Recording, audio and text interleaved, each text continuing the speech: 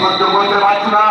এই মায়ের পেটের ভিতর থেকে এখনো পর্যন্ত কষ্ট পেয়ে করে দিলে মায়ের পেটের ভেতর থেকে মানে তুই জানিস না ভাই, তুই জানিস না ওই খারাপ ভাবটা আমি তারা তোমার কোনো অবস্থায় আমি আমার মায়ের পেটে চলে এসেছিলাম বলে এই বাচ্চা মেয়ে ফেলতে আমাকে ওই কুমারী অবস্থায় মায়ের পেটে লাফি মারে। মিথ্যা কথা, তুমি এসব মিথ্যে গল্প ফেলেছো। আমি জানি তুমি প্রায় 5-7 বছর পর্যন্ত সম্পূর্ণ সুস্থ ছিলে। তারপর কেন জানি না হঠাৎ করে তুমি রক্তবাবু হয়ে গেলে। হঠাৎ করে নয় ভাই, হঠাৎ করে নয়। ওই সব কথাটা আমার বাপটা আমাকে তুলে বলতে দিল। আমি খুন দাদা।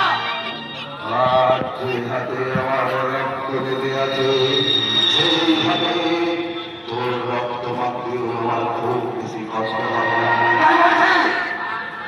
ওই গরিবের ওই সইটা করে দে, তাড়াতাড়ি সইটা করে দে।